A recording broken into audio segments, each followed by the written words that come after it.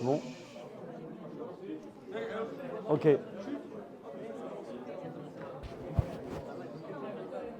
Alors, il y a un passouk dans Michelet qui dit la chose suivante. Kesef nivchar tzadik velev rechaim kimaat. Ça veut dire quoi? Le lachon, la langue des tzadikim, elle est faite avec un argent qui est pur. Kesef nivchar lachon tzadik, la langue des tzadikim, est faite avec un argent qui est pur, qui est un argent d'exception, de qualité. Velev rechaim kimaat, tandis que le cœur des rechaim, le cœur des impies, des mécréants, kimaat, ça veut dire qu'il est réduit, c'est-à-dire qu'il est bancal. Ce que nous dit le Passouk. Donc le Passouk part des rechaim, des tzadikim, il fait une comparaison entre les deux. La langue des tzadikim est faite d'un argent d'exception, de choix, et tandis que le cœur des rechaim est bancal. C'est ce que nous dit le verset. A priori, Shlomo HaMelech dans Michelet veut nous faire une comparaison entre le tzaddik et le rachat. Ici, on va nous élargir, pas au sens propre du tzaddik et du rachat pur, le tzaddik, c'est-à-dire celui qui est très très grand, proche de Dieu, et le rachat, celui qui est très loin de Dieu, à contrario, qui va à l'encontre de la Torah, etc. On va essayer de ramener, bien entendu, à quelque chose de plus proche de nous, mais déjà, ce qui est intéressant d'essayer de comprendre, c'est l'élément de comparaison qui est ramené ici. Le passouk compare le rachat et le tzaddik. Soit, c'est une chose, mais quand tu veux comparer deux éléments, il convient de les comparer par rapport au même domaine. Par exemple, imaginez, je dis, telle personne, son pull, il est joli, mais lui, son pantalon, il est moche. Quel est le rapport? Tu me désignes le pantalon de quelqu'un en comparaison du pull d'une autre personne. Ça n'a strictement rien à voir. Tu dis, cette personne, il a une superbe voiture, mais tu as vu, mais l'autre, sa trottinette, elle est pourrie. Le rapport. D'accord? Si tu veux comparer, tu compares deux voitures, tu compares deux pulls. Tu dis, lui, il a un beau pull, lui, il a un moche pull. Lui, il a un beau pantalon, l'autre, il a un pantalon qui est moche. Une belle voiture, une voiture qui est moche, qui marche bien, qui pas. Peu importe, mais tu es censé comparer deux choses qui sont du même domaine. Sinon, la comparaison n'a pas de sens. Ça ne veut strictement rien dire. C'est comme si tu comparais les litres avec les kilos, ou peu importe, d'accord? Ça ne veut strictement rien dire. Alors, qu'est-ce que Shlomo HaMelech veut ici exprimer comme idée en comparant le tzaddik et le rachat, de par l'un sa langue et l'autre son cœur? Alors, avant d'apporter un élément de réponse, on va d'abord essayer de comprendre ce que c'est le lachon, ce que c'est la langue, qu'est-ce qu'on veut dire par la langue de quelqu'un et le cœur de quelqu'un. Bien entendu, physiquement, si je parle des organes, on sait tous ce que c'est la langue et on sait tous ce que c'est le cœur. Mais au sens large du terme, quand je parle de la langue de quelqu'un, par exemple, on dit d'une personne qu'elle n'a pas sa langue dans sa poche. C'est dire quoi qu'elle n'a pas sa langue dans sa poche? Nous, si je vous demande, c'est quoi qu'une personne n'a pas sa langue dans sa poche? Je donne ma langue au chat, qu'est-ce que ça veut dire? Il parle facilement, exactement. C'est qu'il parle beaucoup. D'accord? Il n'a pas sa langue dans sa poche, c'est qu'il va dire tout et n'importe quoi. Il ne se retient pas de dire ce qu'il a envie de dire. Le lachon, en fait, quand je parle de la langue, quand on ne parle pas de la langue elle-même, de l'organe, elle correspond en fait à la parole de quelqu'un, ce qu'une personne exprime. Tout ce qui est oral en fait. Tout ce que je vais sortir comme mot, comme phrase, comme idée, tout ce que je vais exprimer avec ma bouche, je vais parler de la langue. Donc je dis, encore une fois, les expressions qu'on vient de ramener, on va les nommer par rapport à la langue. La langue au chat, il n'a pas sa langue dans sa poche, je pense qu'il y en a d'autres qui ne me viennent pas forcément à l'esprit, mais il y a beaucoup d'expressions comme ça en français, même en ivrite. D'accord, on dit bien en ivrite d'ailleurs le lachon hara. C'est quoi le lachon hara? La langue. D'accord, la langue, si je traduis littéralement, la langue du mal. Mais c'est sur quoi la langue du mal? C'est pas la langue, c'est les mots. Mais bon, quand je veux définir la manière de parler de quelqu'un, je m'identifie toujours à la langue. Donc ça, c'est l'idée de la langue. La langue, c'est exprimer, d'accord, oralement, certaines choses, des idées, des pensées, des insultes, des compliments, des mots, peu importe, tout un tas de choses qui est oral, verbal, si on veut dire. Le lève à contrario, le cœur. Si je vous dis maintenant de me définir, qu'est-ce que veut dire le cœur quand je parle du cœur de quelqu'un? C'est quoi? Il a un bon cœur, il a un mauvais cœur. On sait très bien qu'on ne parle pas des battements de son cœur. On ne parle pas de la physiologie de son cœur, que la personne elle a un cœur qui bat à 60 pulsations minutes ou 120 pulsations minutes, peu importe, on ne parle pas de ça. On parle du cœur de quelqu'un. Pourquoi tu dis quelqu'un qui a un bon cœur, qui a un mauvais cœur? Vous savez cette expression-là? C'est l'intention. L'intention, c'est pas l'intention, elle est pas l'intention, elle est là. Le neshama, le cœur, il est là, on le relie à la neshama, mais la neshama d'une certaine manière, on l'a quoi qu'il arrive. C'est ça, hein? Alors là, on se rapproche, c'est plus. Hein? Alors, si je dis qu'il a un bon cœur, tu veux dire qu'il a un bon fond. D'accord? Donc en fait, quand je parle du cœur, en fait, j'ai envie de déterminer la personne que j'ai en face de moi. C'est-à-dire que dans quelle catégorie je vais ranger cette personne? Quand je dis qu'il a un bon cœur, je vais la ranger dans la catégorie des bonnes personnes. Si je dis qu'il a un mauvais cœur, je vais la ranger. C'est pas que l'intention. Forcément, de là découle l'intention. Mais ce que je veux dire, c'est que quand tu parles du cœur d'une personne, par exemple, une personne, je vais te donner un exemple à contrario pour te montrer que ce n'est pas forcément l'intention. Imagine-toi une personne, elle est pourrie, mais une fois elle fait une bonne action. Est-ce que tu dis qu'il a un bon cœur? Non, tu ne dis pas qu'il a un bon cœur. Bon, une fois, il a eu un élan un état d'esprit, de gentillesse, etc. Mais c'est ponctuel. Donc non, quand je parle du cœur de la personne, je veux définir ce qu'est la personne. Maintenant, si je veux aller encore plus loin, quand je parle du cœur de la personne, en fait, ça doit définir véritablement ce qu'est la personne, ce qu'elle représente, non seulement en tant que personne, mais également en tant qu'idée. Comment est-ce que je vais définir, voilà, je parle de moi-même, à titre personnel, chacun à titre personnel. Si je dois dire, si vous devez chercher, voilà, si vous devez chercher à l'intérieur de vous-même, qui vous êtes réellement?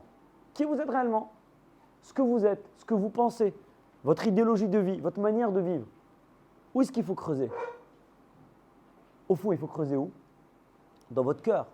Par exemple, il y a beaucoup de personnes qui se comportent bien dans la société, mais parce qu'elles n'ont pas le choix. Parce qu'il y a plein de personnes qui aimeraient voler ou qui voleraient si elles en avaient l'opportunité, mais seulement il y a la police, il y a les enquêtes policières, judiciaires, les impôts, le fisc, donc elles ne volent pas. Alors d'autres, c'est par rapport à Kadosh Baruch Hu.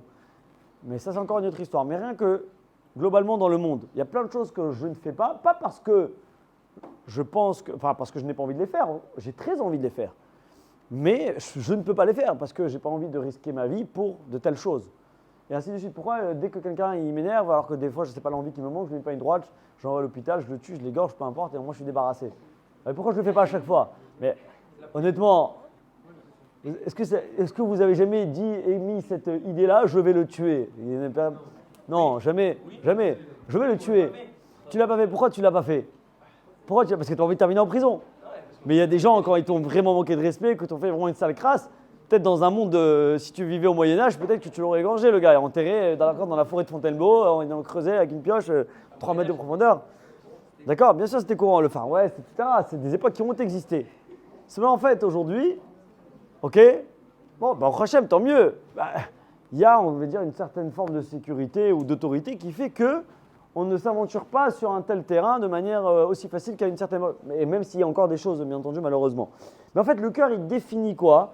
Il définit véritablement l'intériorité de la personne. Donc, ce n'est pas parce que je n'agis pas qu'en fait... C'est-à-dire que je suis sûr qu'il y a tout un tas de monde sur cette planète qu'on pense connaître et qu'on ne connaît pas. Et d'ailleurs, combien de fois on est surpris d'entendre que certaines personnes ont commis des actes irréparables, des actes horribles, etc. Alors que tu vois, tu dis, mais jamais j'aurais pensé qu'une telle personne, elle aurait fait une chose pareille. Alors, tu as deux solutions. Toi, soit tu dis que d'un seul coup, elle a eu un vent de folie qui a fait qu'elle a fait un truc terrible, ou bien non, qu'elle avait ça au fond d'elle, mais seulement c'était contenu, et puis un jour, elle n'a pas pu contenir cette folie, et puis boum, la personne, elle est passée à l'acte. Okay? Donc, en fait, en d'autres termes, on peut pas, le cœur, c'est ce qui est à l'intérieur de nous-mêmes, que personne ne peut savoir, et c'est ce qui va véritablement déterminer ce qu'est une personne, quelles sont ses valeurs. Qu'est-ce qu'elle vaut? Ce à quoi elle aspire? Est-ce que je peux savoir, moi, aujourd'hui, rien qu'en vous regardant, ou parce que je vais parler 5 minutes après avec vous, ce que vraiment vous valez? Est-ce que vraiment vous voulez faire de votre vie? Et comment, par exemple, tout simplement, comment vous voyez les autres, comment vous voyez autrui, comment vous voyez les familles? On n'en sait rien. À l'intérieur, par contre, dans votre cœur, vous le savez. Pas compliqué. Si vous voulez déterminer est-ce qu'une telle personne, je l'aime, vous la regardez, ok? De loin, de près, peu importe, où vous pensez à elle, regardez la réaction que vous avez. Quelle réaction vous avez? Est-ce qu'elle vous met la ramma, donc c'est-à-dire que vous ne pouvez pas vous la voir? Ou bien, quand vous pensez à elle, est-ce qu'elle vous fait sourire? Donc, ça veut dire que vous aimez bien cette personne. Mais en fait, si ça se trouve, vous faites les hypocrites devant telle personne tout au long de votre vie, alors que vous ne pouvez pas vous faites des grands sourires, alors qu'en fait, vous ne pouvez pas vous la... Donc, oui, je n'ai pas dit que c'est permis. Je dis juste qu'en fait, on ne peut jamais savoir ce qu'une personne pense. Donc, en fait, le cœur, ça détermine le véritable fond de la personne. C'est ça, le cœur. Le cœur, c'est le fond de la personne. Ok? Ça, c'est l'idée du cœur. Parce qu'en fait, dans le cœur se trouve en fait toute l'orientation de la personne, tous ses objectifs, toute son idéologie, comment il voit, même la religion. Il y a tout un tas de choses qu'on fait dans la religion alors qu'on n'est pas forcément convaincu, mais parce que soit on a peur de ce qu'on va dire autour de nous dans notre entourage, dans notre famille, ou bien on se dit mais si c'est vrai tout ça, le bon Dieu, je ne pratique pas, le bon Dieu va me taper dessus. Peu importe, chacun il a ses. Il y en a qui le font par conviction, mais chacun par exemple peut pratiquer. Tu prends Shabbat. Il y a des gens qui vont pratiquer le Shabbat parce qu'ils sont convaincus de la chose, parce qu'ils sont heureux de le faire, etc. Et il y a des gens qui le font parce que c'est comme ça qu'on m'a éduqué. Si je ne le fais pas, mes parents ils vont me renier, ils vont. D'accord? Chacun il a sa manière de fonctionner. Il y en a qui le font parce que par intérêt pour pouvoir se marier avec une personne qui le fait et que s'ils ne le font pas, alors elle se marie. Bon, ça s'est déterminé dans où? Dans le cœur. Pas dans les expressions, c'est dans le cœur. Donc le cœur en fait c'est l'intériorité de la personne et à contrario, la langue c'est ce qui est extérieur à la personne, ce que la personne veut bien exprimer. D'ailleurs quand on dit exprimer, on dit bien le mot ex, ça veut dire quoi? Ça veut dire aller vers l'extérieur, extérieur, intérieur, tout ce qui est c'est intérieur, c'est dans intérioriser, pareil ça vient du mot intérieur, donc le cœur c'est tout ce qui est intérieur et le lachon, c'est pour ça qu'on dit exprimer, c'est parce que c'est extérieur et parce que ça a vocation à montrer, d'accord, ce que j'ai envie de montrer. Ça c'est notre idée. Maintenant d'ailleurs avec la bouche, quand on parle, d'accord, est-ce qu'on dit tout? On ne dit jamais tout. On exprime que ce qu'on a envie de montrer. On exprime que ce qu'on a envie de montrer. Il y a plein de choses qu'on ne va pas dire. Je vais prendre un cas tout simple. Quelqu'un qui a envie de séduire, est-ce qu'il peut parler comme il a envie? Est-ce qu'il va dire toutes les vérités qu'il a sur sa vie, sur son passé, sur sa manière de penser, sa manière de voir les autres, etc. C'est impossible. Si un homme, par exemple, il disait tout ce qui lui passait par la tête quand il rencontre une fille, il n'y a aucune fille qui voudrait se marier avec un mec, quoi. C'est pas possible. C'est juste que, bon, il y a des choses qui ne se disent pas, que ça ne se fait pas. D'accord? C'est l'idée, la séduction. Quand tu séduis quelqu'un, bah, tu montres que ce que tu as envie de montrer. Mais vice-versa. Par exemple, peut-être que s'il n'y avait pas un peu de maquillage, peut-être s'il n'y avait pas d'apparat, etc., qu'on s'habillait bien, bah, peut-être que pareil, il y a beaucoup d'hommes, il y a beaucoup de filles qui auraient du mal, peut-être, je ne sais pas. Mais l'idée, elle est là. L'idée qu'on montre que ce qu'on a envie de montrer. En tout cas, on pense comme ça. On pense que si je montre tout, si je dévoile tout, alors finalement, est-ce que je vais réussir ma vie? Est-ce que je vais réussir à atteindre les objectifs que j'ai envie d'atteindre? Et l'être humain, il est conçu de cette manière. Il pense, il est persuadé que s'il est entier, alors des fois, il ne faut pas être entier, parce que si quelqu'un entier, c'est insulter tout le monde, il ne pourra jamais créer une relation avec qui que ce soit. Si à chaque fois que je ne suis pas content, j'insulte, plus personne va vouloir parler avec moi. Donc à un moment donné, il faut se contenir, c'est une évidence. Mais dans l'idée, la langue n'exprime que ce que moi, j'ai envie de montrer. En fait, ce que je veux dire par là, c'est que l'homme, quand il parle, il a envie de paraître plus que ce qu'il ne paraît. C'est-à-dire, si vraiment on voyait à l'intérieur de mon cœur ce que je suis, eh bien finalement, les gens me verraient d'un autre œil. Les gens me verraient peut-être à un niveau plus bas. Les gens auraient moins de respect pour moi. Et c'est légitime de penser ça, parce qu'on a tous nos défauts. Et en fait, comme on connaît nos défauts, on est peut-être parfois persuadé que si on connaissait véritablement nos défauts et qu'on était mis complètement à nu dans le sens où on connaissait tout ce qu'il y avait à l'intérieur de nous-mêmes, ben, les gens feraient une fixette sur nos côtés négatifs. Et nous, en fait, on ne pourrait rien faire, rien construire de notre vie. Et on serait moqué, on serait rallié, on serait repoussé, on serait rejeté. Et ainsi va l'état d'esprit des personnes. Pareil, si je dis tout en entretien d'embauche, si je dis tout lorsque je rencontre quelqu'un, etc., ben, est-ce que je vais vraiment pouvoir véritablement construire quelque chose, obtenir quelque chose, que ce soit un job, que ce soit un rencard, que ce soit appartenir à un groupe d'amis, quelle que soit la situation. Donc en fait, en d'autres termes, le lachon, en fait, la langue, le langage, c'est l'opposé du cœur. Pourquoi? Parce que comme on vient de dire, le cœur, en fait, c'est la vérité. C'est la vérité absolue de la personne, c'est ce qu'il y a dans son cœur. Encore une fois, 99. Alors, la tête, alors ça on y reviendra vers la fin. La tête, c'est elle qui va amener le cœur dans un sens et qui va amener la langue dans un autre sens. Qu'est-ce qui fait que tu décides, je ne sais pas moi, une personne, je ne sais pas, tu as un entretien d'embauche. Le bonhomme, il a des exigences, donc tu es devant quelqu'un qui va te recruter peut-être, tu montres tes compétences, je suis informaticien, je connais tel et tel langage, moi mon CV, j'ai travaillé dans telle et telle boîte. Maintenant, le bonhomme, il dit, écoute, moi, chez nous, c'est comme ça, on attend ça et ça de nos employés. Mais par contre, une chose qui est très importante, c'est la ponctualité. Maintenant, toi, tu as un gros pionceur. Tu n'arrives pas à te lever avant 10 heures. OK? Si tu lui dis, c'est mort, on est d'accord. Donc, qu'est-ce qui, dans ton cœur, tu sais que tu as un pionceur. Maintenant, si tu le dis, c'est mort. Donc, ta tête, elle te dit quoi? Tu deviens menteur. Effectivement, tu deviens menteur. On y arrive. Mais donc, du coup, ta tête, elle te dit, je ne peux pas le dire. Si je le dis, c'est mort. Si je le dis, c'est mort. Bien, par exemple, on prend un côté plus religieux, il y a des gens, bon, et c'est le cas. Ils savent que s'ils disent qu'ils font Shabbat, et que donc vendredi, il doit partir ton machin, dès le départ, c'est d'un état, la clim, de toute façon, il fait chaud là. Il donne. Arrête. En plus, ça fait un boucan là. J'ai l'impression que c'est un avion qui va décoller. Donc, ta tête, en fait, elle est là pour canaliser tes envies de dire les choses ou pas. Ta tête, elle est là pour, en fait, essayer de faire la part des choses entre ton cœur et ce que ta langue a envie de dire, ce que ta langue aurait envie d'exprimer. Et ta tête, elle te donne les indications. Dis ça, dis pas ça, dis ça, dis pas ça. Elle te donne. En fait, la tête, elle te donne les instructions. OK? Maintenant, encore une fois, après, à long terme, bien entendu qu'avec la réflexion, avec le travail sur soi, on peut bien entendu modifier en fait nos aspirations, on peut modifier notre vision des choses, on peut modifier comment on a envie de vivre. OK? C'est le principe même, par exemple, si on prend l'évolution spirituelle, une personne qui n'est pas pratiquante, elle peut, avec sa réflexion, à long terme, en prenant des bonnes habitudes, elle peut être amenée à changer, à être convaincue que c'est ce qu'il lui faut, à pratiquer, à manger bien strictement cachère, à mettre les tefilines tous les jours, à prier correctement, etc. Elle peut être amenée. Mais ça, c'est un travail à long terme. Il y a le travail de l'instant, il y a le travail à long terme. Bien sûr que la tête est importante. Maintenant, nous, on parle de l'instant présent. Sur l'instant présent, il y aura forcément une différence entre ce que je suis et ce que j'exprime. Ça, c'est l'idée. Et en fait, il y a un écart énorme entre ce qu'on dit et ce qu'on est. Ça, c'est l'idée. C'est pour ça qu'en fait, on a ces deux points qui sont complètement différents. Entre le lachon, la langue qui exprime ce que j'ai bien envie d'exprimer, ce que j'ai bien envie de montrer aux gens, de dire aux gens. Alors des fois, je dis la vérité. Mais une fois, je vais dire la vérité. Une fois, je ne vais pas dire la vérité. Rien que tu arrives le matin au boulot, tu as ton patron, tu ne peux pas te le voir en couleur parce que c'est un pauvre type qui t'exploite, et qui ne te paye pas comme il faut et qui te manque de respect.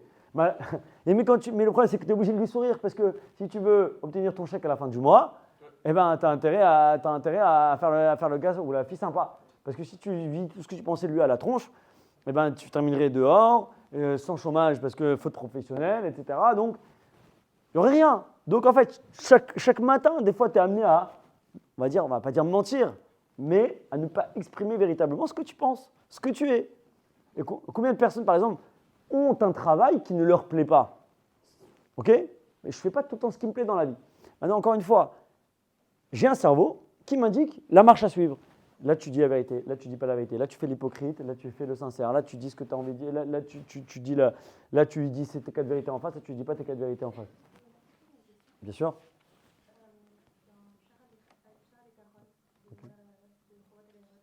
Okay.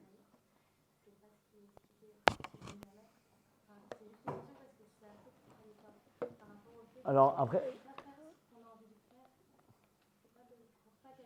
J'ai pas dit que c'est le but. Attention, j'ai pas dit que c'est le but. Attention, je suis en train de dire ce qui se passe. Pour moi, je parle d'une réalité.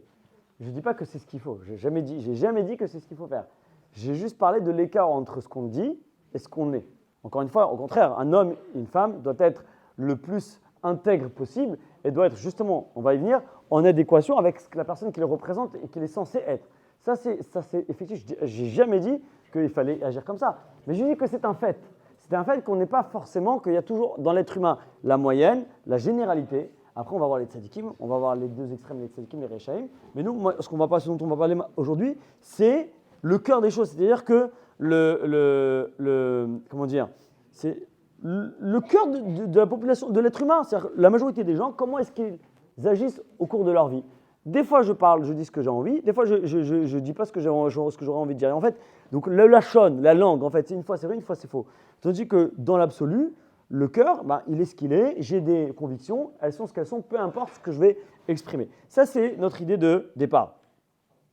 Ouais. À partir de quel moment l'honnêteté, qu'on soit honnête ou pas, hypocrite ou pas, et à partir de quel moment on ment, soit pour nous-mêmes, soit pour les autres, ça devient une avéra ou pas? par exemple, dire à un enfant, on ne peut pas aller à tel endroit parce que, je sais pas, il y a le loup qui va arriver. Tu vois ce que je veux dire? C'est pour son bien, on a menti, d'accord, ok, mais c'est pour son bien, donc c'est pas une aberration. Après, c'est du cas par cas. Là, encore une fois, c'est pas l'objectif que je veux atteindre.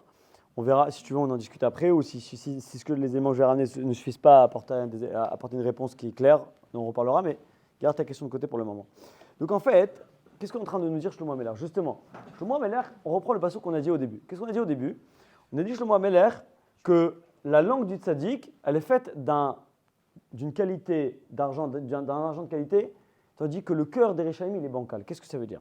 C'est qu'en fait, Shlomo Ameler, il dit qu'est-ce qui va faire véritablement la différence entre le tzaddik et le rachat, entre l'homme bon et l'homme mauvais, entre celui qui aspire à se rapprocher d'Hachem et celui qui en est éloigné.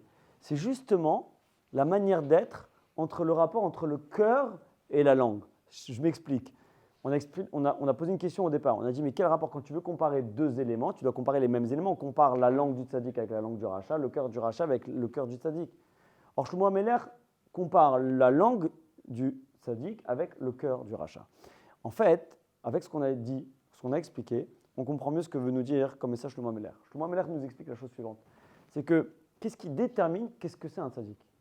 Ce qui détermine ce que c'est un tzaddik, c'est que sa langue, elle est faite d'un argent d'exception, c'est-à-dire d'une qualité exceptionnelle. Et comme on a expliqué, qu'est-ce que je veux dire, qu'est-ce que je veux définir par la langue, c'est tout ce qu'une personne, elle dit. Et en fait, le propre d'un tzaddik, c'est justement de toujours dire ce qu'il pense, de toujours être honnête, de toujours dire le émettre la vérité. Maintenant, c'est quoi la vérité? La vérité, c'est ce qui correspond à ce qu'il a à l'intérieur de lui-même. Donc le émettre, la justesse d'exception, c'est justement d'être en adéquation entre ce que je dis, ma parole, mes mots, ce que je dis aux autres, et avec ce que je pense. Quand je dis ce que je pense, c'est ce que je ressens. C'est pas que penser, parce que comme j'ai dit tout à l'heure, la pensée, des fois, elle n'est pas en adéquation avec ce qu'on ressent. Parce que des fois, encore une fois, comme j'ai dit tout à l'heure, des fois, on éprouve, par exemple, de la haine ou des rancœurs ou quelque chose de mauvais envers quelqu'un, mais notre cerveau nous dit, ne le dis pas. Donc, ton cerveau, des fois, il te dit d'aller à l'inverse de ton cœur. Mais en fait, le propre du tzaddik, c'est que ce qu'il dit, c'est ce qu'il ressent. Et en fait, il va toujours essayer d'aller à tout prix dans un chemin qui sera le chemin du Hémet, le chemin de la vérité. Ça, c'est l'idée du lachon du tzaddik. Maintenant, à contrario, et c'est ça qui va nous intéresser, c'est que le cœur du rachat, c'est quoi sa particularité? C'est que justement, même ça, on a dit dans le passouk Kimarat, c'est-à-dire quoi? Il est bancal. Parce que normalement, comme on a dit tout à l'heure, normalement le cœur c'est censé être le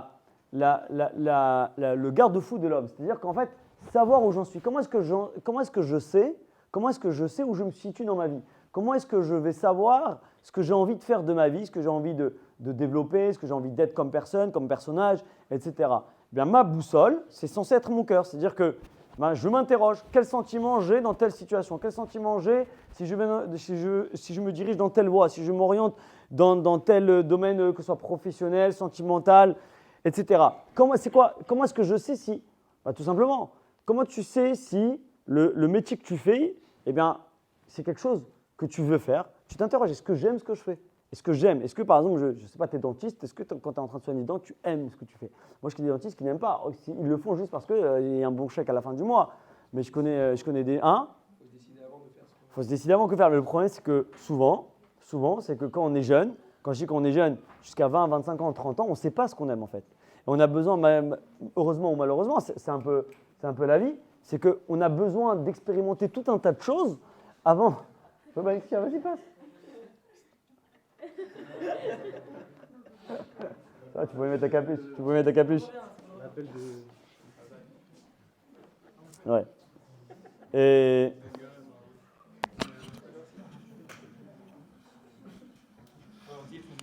ouais. Alors justement, c'est difficile.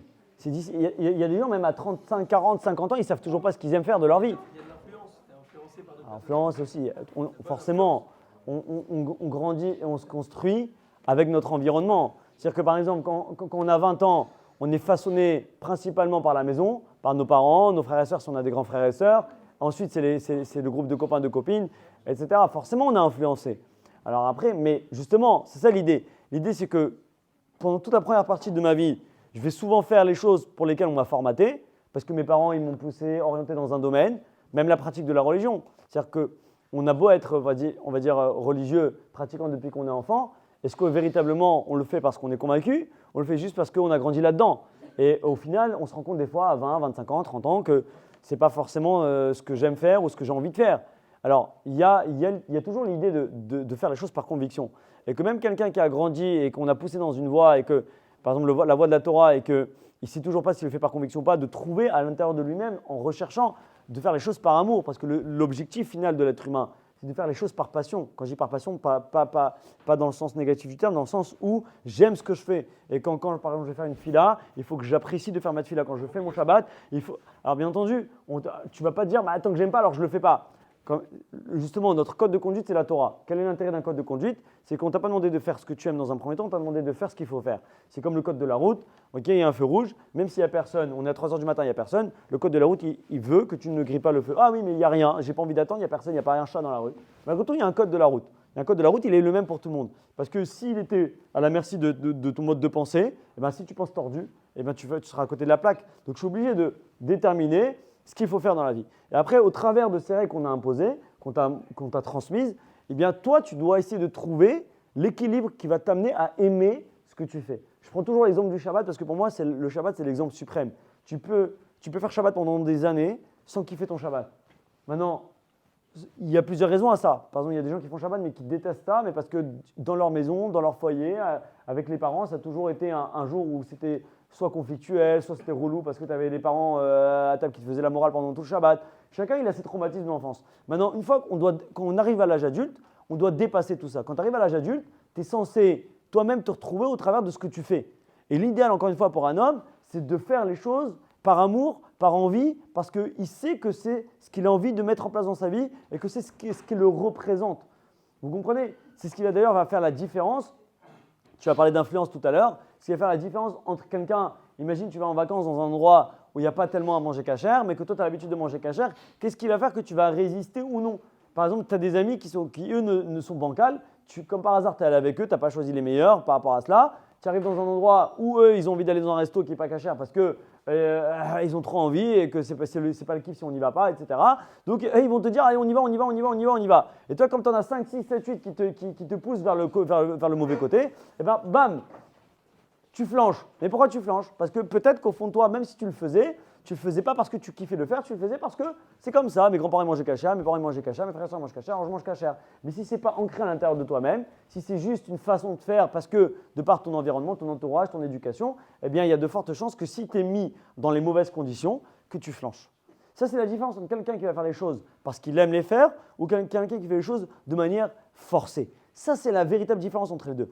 Maintenant, le tzaddik, lui, c'est l'intégrité ici. En fait, le propre du tzaddik, c'est l'intégrité. C'est quoi l'intégrité? C'est que ce qu'il fait, il le ressent. Ce qu'il fait, il est convaincu que c'est ce qu'il lui faut, que c'est sa vie qui doit être dirigée, amenée de cette manière-là. C'est comme la prière. Prenez la prière. Il y a des gens qui prient parce qu'il faut prier, et il y a des gens qui prient parce qu'ils aiment prier, et que lorsqu'ils prient, ils ouvrent un sidon, ils se sentent connectés à Kadosh Baruch Hu. Quand ils ouvrent un sévère de Télim, ils sentent que leur Télim, eh bien, il aura un impact auprès d'Hachem.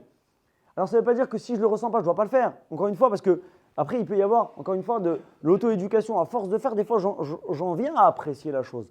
Je connais beaucoup de gens qui, pendant des années, on revient à l'exemple du Shabbat, on fait des Shabbats horribles, avec un mauvais état d'esprit. Et puis, à force de faire, après, ils se sont mariés. Après, avec leurs femmes, leurs enfants, ils ont découvert une autre façon de pratiquer leur Torah, leur Shabbat, etc. Et ils en viennent, après, des années plus tard, à kiffer leur Shabbat. Donc, ça, c'est l'idée. L'idée du tzaddik, c'est que le lashon du tzaddik, la langue du tzaddik, ce qu'il exprime est en symbiose parfaite entre lui et ce qu'il ressent à l'intérieur de son cœur. Et que même si parfois, parce que comme j'ai dit tout à l'heure, parfois on est amené malgré tout à mettre ce qu'on dit en français de l'eau dans son vin. Comme j'ai dit tout à l'heure, il n'y a pas toutes les vérités qui sont bonnes à entendre.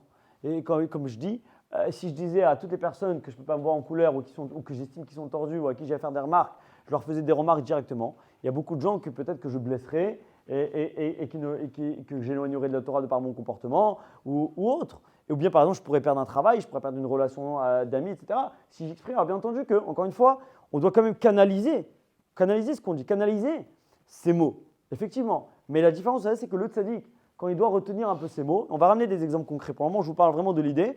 Quand le tzaddik il doit canaliser ses mots parce qu'il n'a pas le choix, ben, il le fait de manière forcée et ça ne lui fait pas plaisir de le faire. Tandis que le rachat, vous savez maintenant, à l'opposé, on a comparé au cœur, c'est que le tzaddik, c'est l'intégrité à outrance. Le rachat, ce qu'on a appelé le rachat encore une fois, sans aller à l'extrême en mode c'est le meurtrier. Le rachat, c'est quoi? Celui qui n'est pas convaincu par ce qu'il fait, celui qui est en fait bancal dans sa perception de sa relation avec Hachem, etc., ou dans tout autre domaine de sa vie, c'est que même au fond de lui-même, il ne sait pas ce qu'il veut. Si tu l'interroges, et c'est pour ça qu'on dit son cœur il est bancal, si tu l'interroges, il ne sait même pas ce qu'il veut. Et combien de gens d'ailleurs, vous leur posez des questions, ce qu'ils veulent faire de leur vie, il y en a plein qui ne savent pas. Il y en a plein qui savent pas. C'est pour ça que je n'ai pas envie de ramener ça particulièrement au rachat, mais c'est ici l'idée, c'est l'opposé du tzaddik. L'opposé du tzaddik, c'est celui qui ne sait pas ce qu'il veut faire de sa vie. Et que même quand tu lui demandes, il ne sait pas. Il y a des gens comme ça. Il y a des gens, encore une fois, même à un âge très avancé, ils ne savent toujours pas ce que réellement ils veulent faire. Il y a des gens qui, par exemple, vous avez l'exemple typique, c'est quoi? C'est des personnes qui vont être à fond, par exemple, ils vont faire Torah Mitzvot, après, par exemple, il y a des moments dans leur vie, Rosh Hashanah qui pour les fêtes, allez, c'est quoi cette année je m'y mets, je vais bien prier, je vais faire attention à mon Lashon Hara, je vais faire attention à ma Tfilou, je vais faire attention à ma Kashrut, peu importe. Et puis ça marche 2, 3 mois, 4 mois. Et puis après d'un coup, ils relâchent 6 mois. Et puis après, il faut que je m'y remette 3 mois. Et après pendant 4 mois, ils se remettent à fond. Après, hop, c'est les montagnes russes. Comment ça se fait? Parce qu'en fait, à l'intérieur d'eux-mêmes, ils sont bancals.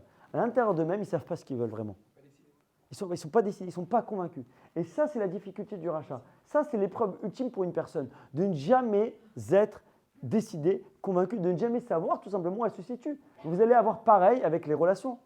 Je connais des gens, ils passent d'une relation à une autre. Ce n'est pas qu'ils ont envie de s'amuser, soit à changer de copine ou à changer de copain.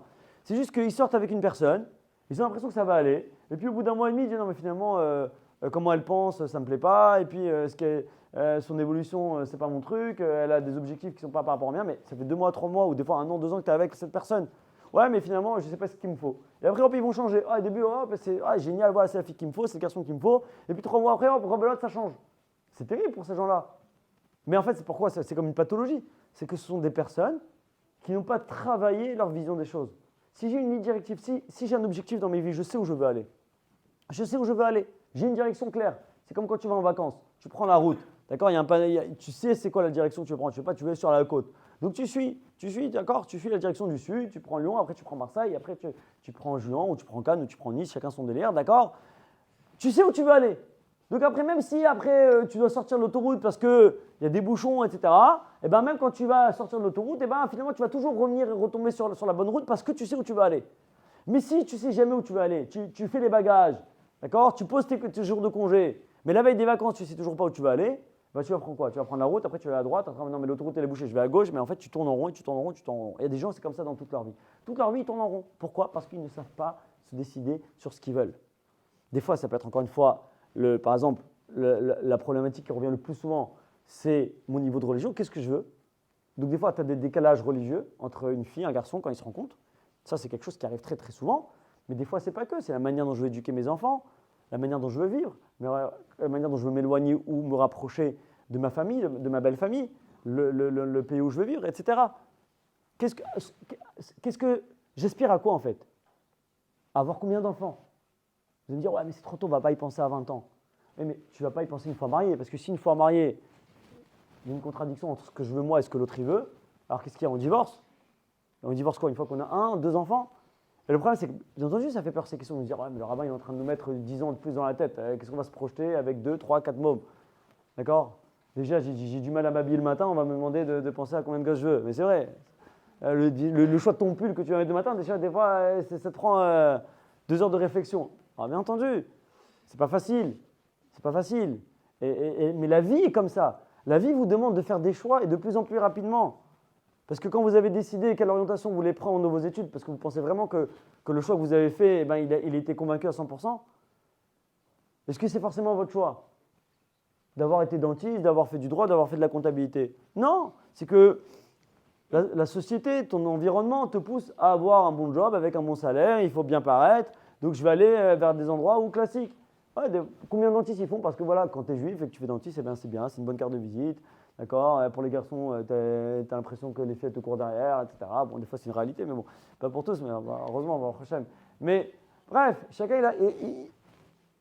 Est-ce que tu as fait un véritable choix? Non, si ça se trouve, tu as fait un choix qui n'est pas du tout le bon. Maintenant, ça y est, tu es engagé. Donc la vie, elle vous oblige à faire des choix. La vie, elle vous pousse dans ce sens-là.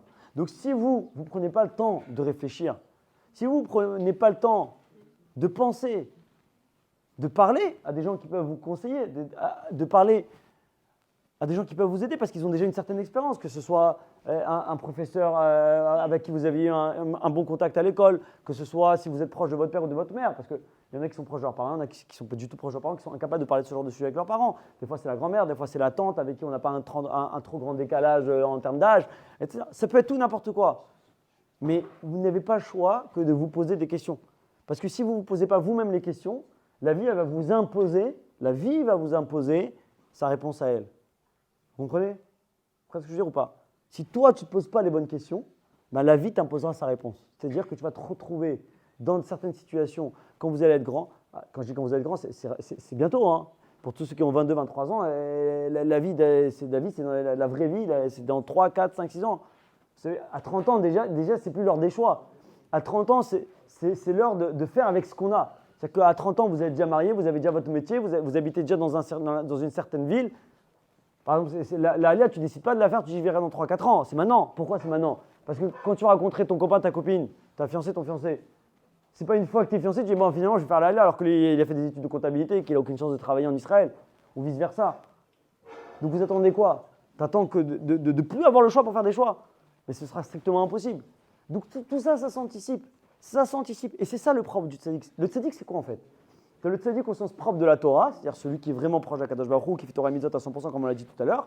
Mais tu es le tzaddik dans le sens droit dans sa vie, qui sait où il se dirige. C'est ça le tzaddik. Le tzaddik, c'est il sait où il se dirige.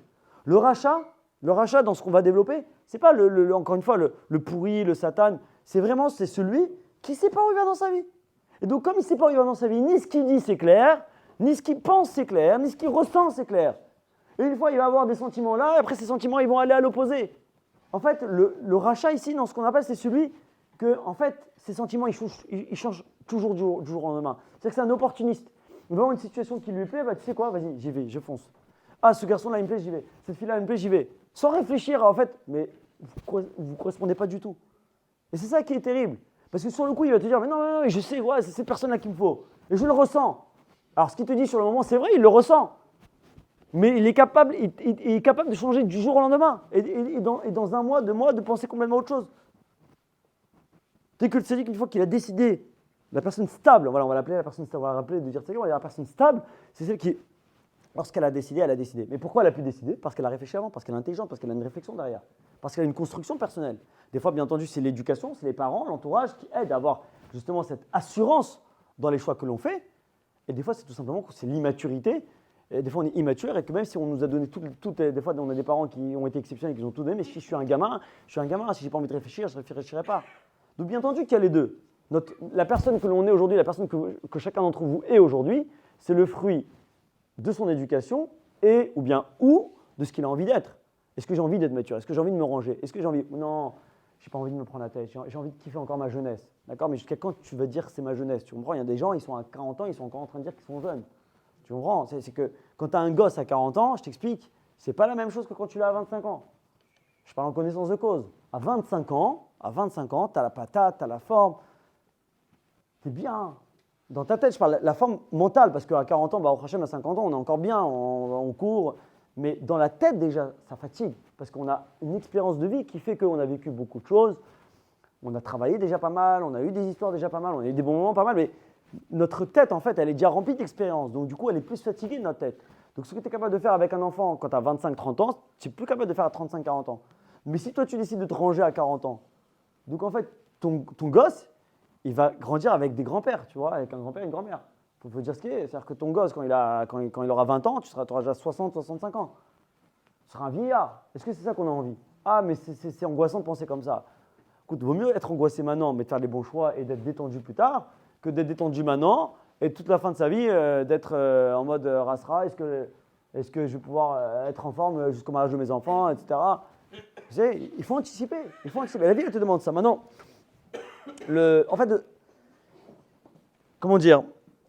l'exemple parfait. Vous savez, c'est quoi l'exemple parfait? L'exemple parfait, c'est Esav et Yaakov. L'exemple parfait, c'est Esav et Yaakov. Pourquoi? Yaakov, c'est l'emblème du tzaddik. Yaakov, à un moment donné, si vous vous rappelez de l'histoire, Yaakov, génétiquement, c'est le deuxième. Esav est né avant lui. C'est des jumeaux, mais Esav est le premier-né. Donc Esav est destiné à recevoir la bénédiction de Abraham et par la suite de Yitzhak, et donc au final d'avoir la bénédiction d'Akadosh Baruch Hu, de construire le peuple qui sera le peuple d'Akadosh Baruch Hu. Ça, c'est l'idée de départ. Maintenant, on sait qu'il y a eu deux événements. Il y a eu l'événement où Esav a vendu son droit d'aînesse à Yaakov, puis des années plus tard, au moment où Yitzhak veut transmettre le flambeau à Esav, Rivka, sa femme, sait très bien que Esav ne peut pas récupérer les bénédictions parce que Esav est une mauvaise personne. Donc elle va pousser Yaakov à récupérer la bénédiction à la place de Esav. Pourquoi pas l'aider à devenir une bonne personne? Mais, hein? Pourquoi pas l'aider à devenir une bonne personne au final? Justement. Et là, avec ce qu'on a dit tout à l'heure, la réponse, elle est limpide. Juste, pour ne pas perdre le fil. Donc qu'est-ce qu'elle va faire? Elle va pousser Yaakov, non seulement à récupérer la bracha, mais à tromper son père, à tromper Yitzhak, parce que Yitzhak veut la donner à Esav. Il n'acceptera pas de la donner à Yaakov, parce que pour lui, dans sa tête, c'est Esav qui doit la recevoir. Pourquoi? C'est une autre histoire, mais lui, dans sa tête, c'est Esav. Yaakov, au moment où il se présente devant son père, il n'est pas bien dans sa peau. Pourquoi il n'est pas bien? Parce que Yaakov, c'est l'emblème du quoi? Du Hémet, de la vérité. On va demander à quelqu'un qui est l'emblème de la vérité de mentir pas à n'importe qui, de mentir à son père, pour un sujet d'une importance capitale. Il y a marqué que lorsque il entre dans la tente de son père pour lui amener à manger et pour obtenir la bracha par la suite, c'est quoi la réponse de Yaakov? Yitzhak qui dit qui c'est qui est là? Yaakov il dit quoi dans les mots de la Torah? Anochi, Esav bechorecha. Anochi, Esav bechorecha. Pourquoi il ne dit pas Ani Esav? Il dit Anochi, Esav bechorecha. Pour ne pas mentir. Rachel explique là-bas que Yaakov, il n'est pas à l'aise avec le mensonge. Yaakov, il n'est pas à l'aise avec le mensonge. Lui, c'est la vérité. Ah, sa mère, elle le force. Il n'a pas le choix. Mais même quand il n'a pas le choix, il va essayer d'être le plus proche possible de la vérité. Et donc, qu'est-ce qu'il va faire? Rachid nous dit que comment il faut ponctuer cette phrase-là, c'est Anochi, virgule, et ça, Anochi, c'est comme si je dirais en français, vous savez, quand on toque, qui c'est? À la maison, c'est moi. Alors, c'est moi, c'est bien beau. C'est vrai, cette phrase, elle est bizarre. Quand tu toques à la porte chez toi, ta mère demande qui c'est moi. Bon, c'est qui toi? Ok, bon, parce qu'en fait, inconsciemment, qu'est-ce qu'on espère? On espère être reconnu par notre voix, en fait, c'est ça l'idée. Mais bon, mais la question c'est qui c'est moi, ça veut rien dire. Et en fait, il y a Israël quand il dit qui c'est, Jacob il dit Anochi, c'est moi, virgule, Esav bechorecha, Esav c'est ton premier-né, ce qui est vrai. Anochi c'est moi c'est qui moi? Jacob il ne l'a pas dit, mais c'est moi. Et Esav bechorecha, Esav c'est ton premier-né. Pourquoi il joue? À quoi il joue Jacob? D'accord, en fait, il n'a pas envie de mentir. Tu comprends? Moi, j'ai envie de toujours dire la vérité. Dans toutes les situations possibles, je veux dire la vérité. Et en fait, ce qu'on est en train d'apprendre, c'est que dans l'absolu, on doit toujours essayer d'être le plus émette possible. On ne doit pas s'habituer à mentir. Et même lorsque je n'ai pas le choix de mentir, même lorsque je n'ai pas le choix, en tout cas pas de mentir, de ne pas dire la vérité, eh bien au moins ferme-la. Au moins ne dis rien. Pourquoi? Parce qu'en fait, tu t'habitues. Comment une qualité mauvaise, elle rentre dans le comportement d'une personne? C'est jamais du jour au lendemain. C'est jamais du jour au lendemain. Je prends toujours cet exemple-là. Comment quelqu'un devient violent? Comment un enfant il devient violent? Il y a des enfants violents ou des adultes violents. Comment quelqu'un devient violent? Vous savez, un enfant, quand il sort du ventre de sa mère, c'est une âme pure. Ce qui devient par la suite, c'est son parcours. Qu'est-ce qui va se passer? Il va voir son entourage, il va voir des choses, il va voir des actes qui vont être enregistrés dans sa tête. Et donc, il va voir que par exemple, de telle manière qu'on n'est pas content, eh bien, papa, il crie. Et quand maman, elle n'est pas contente, elle met une baffe. Donc, lui, il traduit comment? Que quand je veux obtenir quelque chose, je dois soit crier, soit taper. Maintenant, pareil, il ne va pas devenir quelqu'un d'ultra violent pour autant du jour au lendemain. Mais il va commencer à crier. Ensuite, il va continuer en poussant. Et ensuite, après, il va donner des claques. Et après, quand il devient adolescent, il mettra des droites. Et ainsi de suite. Et la personne, elle se construit un personnage d'une violence extrême. C'est jamais du jour au lendemain. Pareil pour le mensonge. On ne devient pas un menteur du jour au lendemain. On s'habitue à mentir. Par exemple, vous connaissez ceux qui sont tout le temps en retard. Il y en a qui sont tout le temps en retard. Et bien chaque matin, qu'est-ce qu'ils font? Ils n'assument pas leur retard. Donc chaque matin, ils inventent une nouvelle excuse. Mais après, ça devient pathologique. C'est-à-dire que les personnes qui sont comme ça, elles ne peuvent pas s'empêcher de mentir à chaque fois qu'on va leur poser une question, qu'on va leur faire un reproche. Parce qu'elles n'assument pas. Parce qu'elles se sont habituées à mentir à chaque fois. Aujourd'hui, lundi, tu étais en retard. Pourquoi tu étais en retard? Il y avait un problème dans le métro. Vous connaissez ça, c'est le Joker. Le mardi, c'est quoi? J'ai pas entendu mon réveil. Mercredi, c'est quoi? Bah écoute, j'ai une insomnie à 3h du matin, j'ai pas pu, je suis explosé. Jeudi, c'est quoi? Bah, j'ai un rhume, je suis défoncé, machin, etc. C'est déjà bien que je sois venu au travail. Mais combien? Les mensonges, tu comprends? C'est insignifiant. Mais plus tu mens, plus tu t'habitues à mentir et plus tu deviens un menteur. Tu te construis cette personnalité soit de violence, soit de mensonge, soit de... peu importe, quelle que soit la pathologie, quel que soit le défaut. C'est pour ça que Jacob, il cherche à aller toujours au maximum de la vérité, de toujours le faire. Maintenant, parce que la vérité, c'est que s'il est forcé par sa mère, il aurait pu dire, moi je n'ai pas le choix, je dis, écoute, je mange, je dis, je fais ça, mais moi je prends aucun risque avec mon père, parce que là, tu marches sur des œufs, Anochi, et ça, je suis, c'est moi, mais c'est ça ton... Tu vois quel jeu? La maître, c'est que non, quand tu es intègre jusqu'au bout. Vous savez, moi, l'exemple contraire, c'est quoi? Vous savez, il y a un principe dans la Torah que vous avez sûrement déjà dû entendre, c'est le fait que pour le shalom, on a le droit de... Ah, il y en a bien qui la connaissent. Pour le shalom, on a le droit de mentir. Le problème, c'est un joker. Alors, c'est une réalité, ce principe-là existe. D'accord? Il existe, ce principe. Mais est-ce que c'est un joker? Il y en a qui sortent ce joker de manière outrancière, de manière indéterminée. Ouais, pour le shalom, j'ai le droit de mentir. Mais c'est quoi le shalom? Et jusqu'à quel point j'ai le droit de mentir? Tu sais, le bonhomme, il trompe sa femme, il dit bah, pour le shalom, je lui mens, je lui dis que j'ai rien fait. Bah, pour le shalom, mais avant de faire le shalom, tu as fait une bêtise. D'accord? Donc non, c'est pas. Tu comprends, hein? Combien de joker? Dans un jeu de cartes, il y a 2 jokers. Non, c'est pas ça, c'est faux. Non, justement, il y en a, ils vont utiliser ce joker n'importe comment. C'est pas comme ça que ça marche. C'est pas du tout comme ça que ça marche. C'est que il y a un principe comme ça. Mais de quelle manière il doit être utilisé, c'est une autre histoire. Maintenant, les gens, ils ne cherchent pas à savoir comment je dois l'utiliser. Ils ont entendu ça une fois. Après, ils mentent. D'accord? Ils mentent à chaque fois. Par exemple, ouais, tu me donnes de l'argent. Ouais, j'ai oublié. Non, tu n'as pas oublié. C'est juste que tu ne veux pas rembourser. Ah oui, mais je ne vais pas lui dire qu'en fait, j'ai pas envie de le rembourser parce que sinon, après, ça va faire la dispute entre moi et lui. Donc, je mens. Mais c'est pour le shalom, pour ne pas me disputer. Non, c'est pas ça. C'est pas ça, mentir pour le shalom. Mentir pour le shalom, c'est quoi? C'est que il n'y a rien eu de mal qui a été fait, mais que ça peut être mal interprété. Et donc, du coup, pour ne pas que ça parte de travers, on a le droit. Donc, l'exemple qui est ramené dans la Torah, c'est celui de Aaron HaKohen, comme quelqu'un dit, je ne sais pas qui. C'est celui de Aaron HaKohen. Qu'est-ce qu'il a fait Aaron HaKohen? Aaron HaKohen a marqué qu'il réconciliait les couples quand il y avait des disputes entre l'homme et la femme. Qu'est-ce qu'il fait? Non, entre 2 personnes, pardon, voilà. Quand il y avait une dispute entre 2 personnes, entre 2 personnes, il les réconcilié. Comment est-ce qu'il a réconcilié? Vous savez, quand 2 personnes elles se font la tête de manière exceptionnelle, c'est très très dur de les ramener à la raison. Chacun il en veut à l'autre, chacun il attend que l'autre fasse le premier pas, l'excuse, qui s'écrase, ouais, comment il m'a parlé, je ne lui parlerai plus, etc. Donc il y a un ego surdimensionné, d'accord, quand on se dispute. Okay? Surtout quand on vient de certaines origines, on ne va pas dire lesquelles. Mais alors qu'est-ce qu'il faisait Aaron HaKohen? Hein, ça commence par Maro et ça termine par Cain. Aaron HaKohen, qu'est-ce qu'il faisait? Donc 2 personnes faisaient la tête. Il allait voir A, il lui dit mais tu sais qu'il regrette énormément, c'est juste qu'il n'ose pas venir te voir parce qu'il a peur que tu l'emballes, mais voilà, il m'a envoyé te dire qu'en fait il s'excuse, qu'il a envie de te reparler. Après il allait faire, l'autre il dit ah oui c'est vrai, moi aussi en fait j'ai envie, j'aurais aimé, mais je ne sais pas comment il va le prendre et j'ai peur de me faire emballer. Après il allait voir l'autre, il lui disait pareil, tu sais je l'ai vu, il est hyper gêné de ce qu'il a fait, etc. Hein?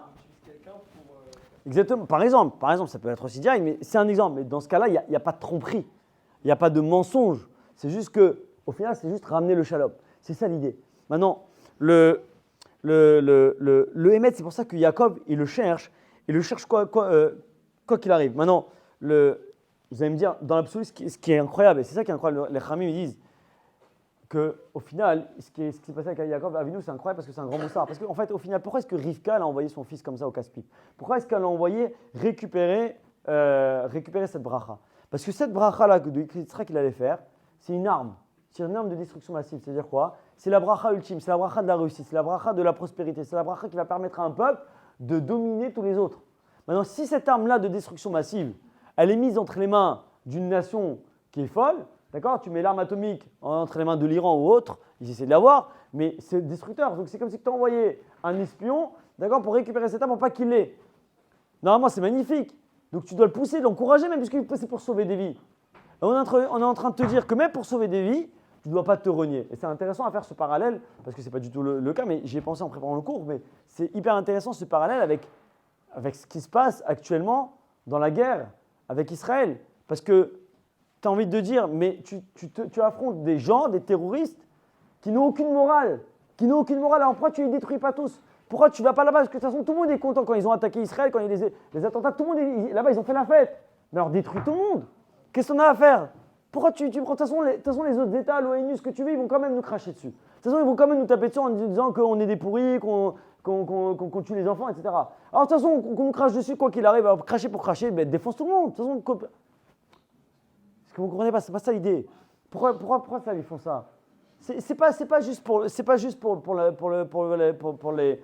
autres pays, c'est pas juste par rapport à l'international. C'est parce qu'on a une morale, nous. Et quand tu as une morale, eh ben, tu te tiens à cette morale. Ça ne veut pas dire que tu tends l'autre joue, parce qu'on voit bien, on ne tend pas l'autre joue pour se faire battre, chas v'shalom. Et au contraire, ça c'est du suicide, ça s'interdit par rapport à quand on te tape, tu dois te défendre. Mais même si je dois me défendre, je défends avec une certaine manière. J'ai des principes. Et mes principes, je les tiens coûte que coûte. Pourquoi? Parce que si je ne tiens pas à mes principes, je vais me perdre dans ma vie. Si aujourd'hui on dit à des soldats, des khalim, de se comporter comme les terroristes, nos khalim, ils se perdent, ils deviennent eux-mêmes des terroristes. Et non, je ne peux pas. Nous, on est le Ham Israël. Et le Ham Israël, il a une idéologie. Le Ham Israël, il a des valeurs. Et ces valeurs, je dois les garder coûte que coûte. Mais avec Amalek, il n'y a pas de valeur. On les extermine, c'est tout. On les extermine. Mais tu fais ce que tu dois faire. C'est quoi exterminer? Tu tues. Les enfants, Tu tues ce que tu dois faire. Tu tues ce que tu dois faire. Tu tues ton ennemi. On ne revient pas à la guerre d'Amalek, mais rien que les guerres réelles, concrètes d'aujourd'hui. Tu fais ce que tu dois faire. Maintenant, tu ne tortures pas inutilement. Tu ne tues pas inutilement. Tu ne fais pas des bêtises inutilement. Notre morale, on est obligé de la garder. Nos valeurs, on est obligé de les garder. Parce que si tu ne les gardes pas, tu te noies et tu te renies, tu deviens une autre personne. Tu te perds en chemin, en fait. Effectivement. C'est un sujet, on en discute après le cours. Okay, et donc, Yaakov, il y a marqué comme ça. Il y a marqué que Yaakov, il y a marqué Vaikar Vayave Leimo. Il y a marqué qu'il est venu, il est allé voir sa mère à Nous. C'est-à-dire qu'il était. Ça s'appelle une entrée en fanfare. Les Khamim, ils expliquent que Yaakov Avinu, il est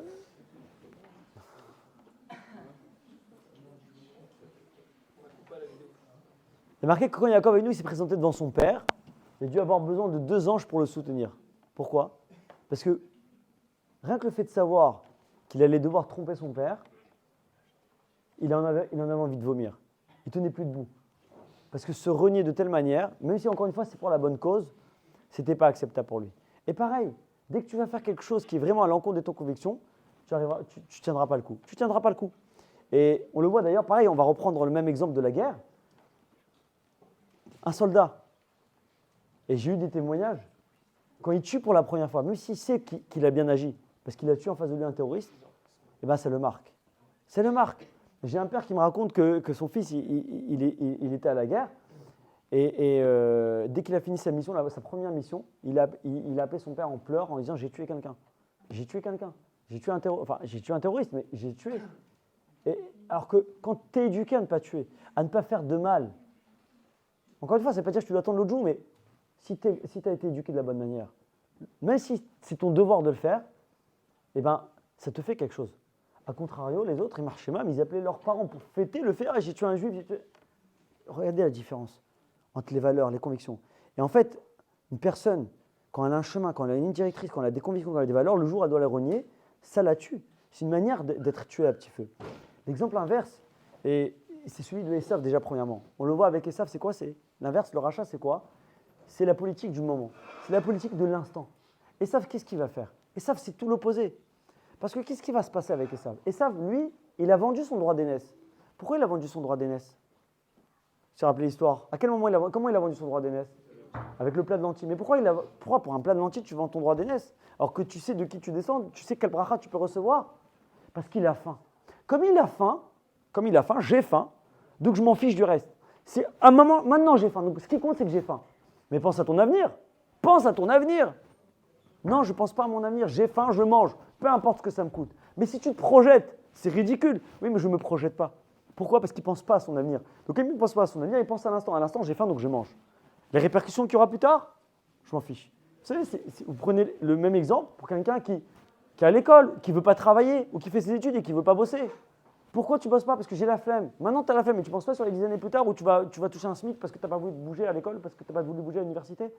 Oui, mais parce que maintenant j'ai envie de me détendre, alors je me détends. Donc détends-toi pendant 1 an, détends-toi pendant 2 ans, détends-toi pendant 3 ans. Et qu'est-ce que tu auras à la fin? Tu n'auras rien.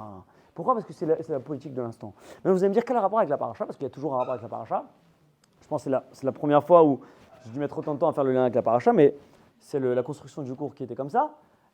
La paracha, qu'est-ce qui se passe dans cette paracha? De quoi est-ce qu'on parle pour ceux qui suivent un peu? Oh. Exactement, Kol HaKavod. On parle donc Parashat Vaera. Parashat Vaera, on parle de quoi?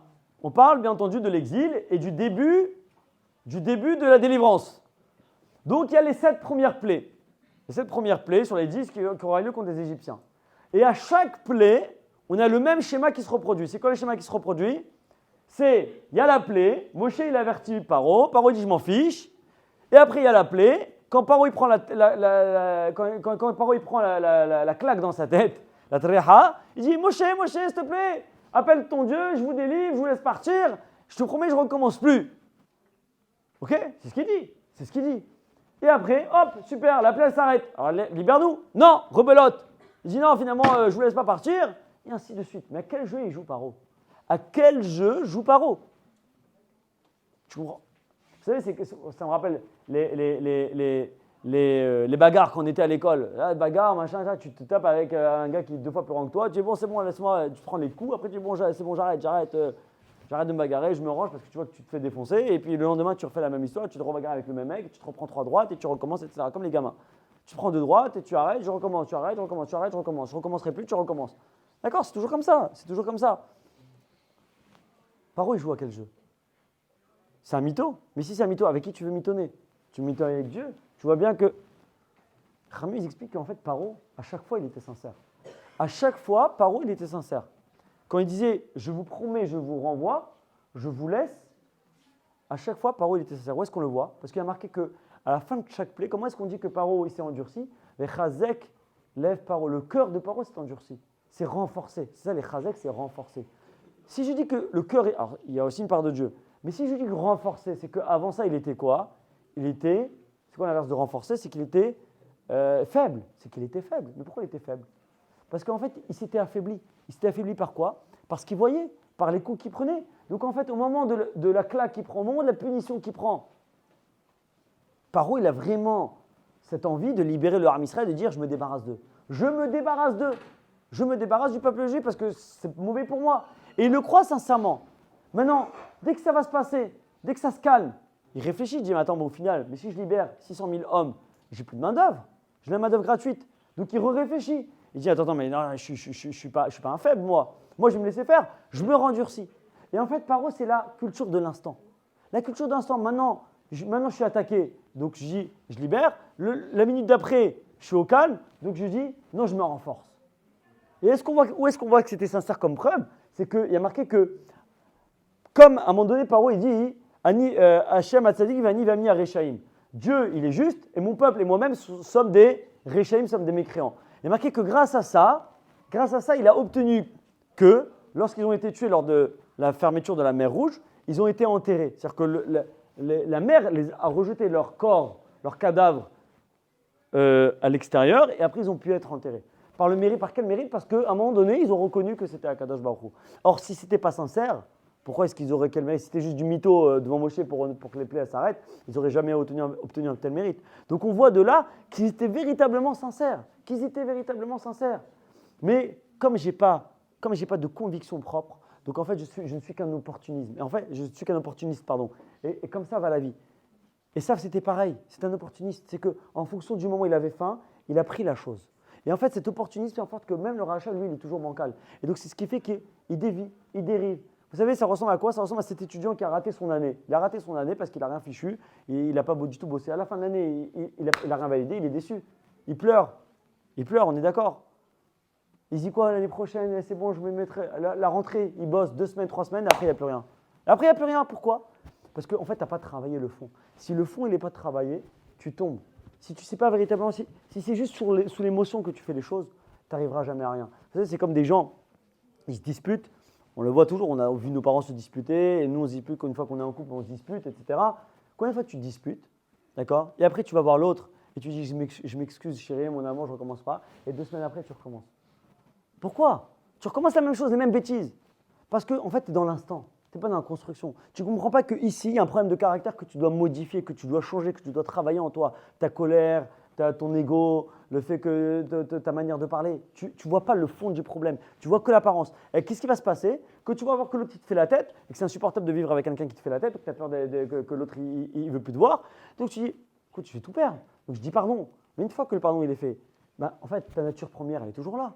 Donc en fait, comme elle n'a pas été corrigée, donc tu referas les mêmes erreurs et tu redemanderas pardon et tu te redisputeras. Pourquoi? Parce que tu n'as rien travaillé. Parce qu'au fond de toi, tu ne sais pas ce que c'est que d'être en couple. Tu ne sais pas ce que c'est que de travailler. Tu ne sais pas ce que c'est que de se respecter. Tu ne sais pas ce que c'est que de pratiquer. Tu ne sais pas. Pourquoi? Parce que tu ne t'interroges pas, tu fais au jour le jour. La solution à tout ça, elle n'est pas compliquée.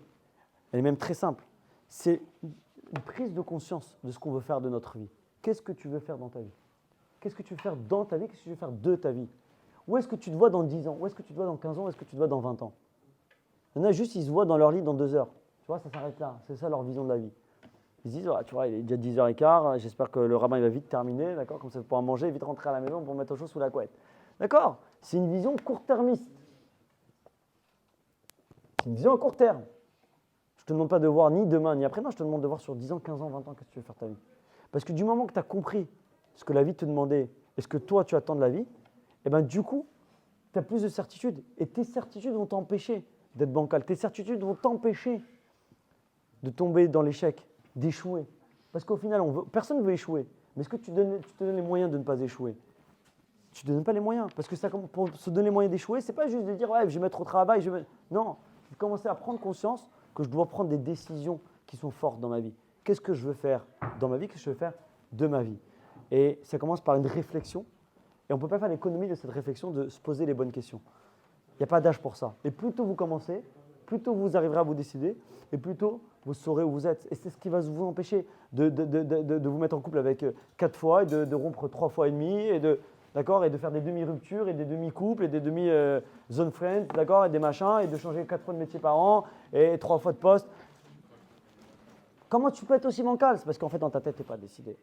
Et donc, tout commence par les décisions qu'on doit prendre, et bien entendu, avec réflexion, avec recul, avec les conseils qu'il faut, des parents, de l'entourage, des bonnes personnes qui sont avisées. Et de cette manière-là, vous verrez que votre vie, eh bien, il y aura plus de choses qui vont se mettre en place, il y aura plus de choses qui vont réussir. Mais tout dépend, encore une fois, des décisions que vous aurez prises.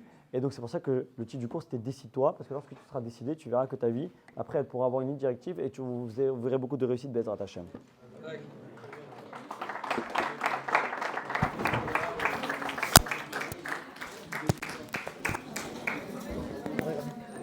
J'ai parlé de toi, c'est dommage.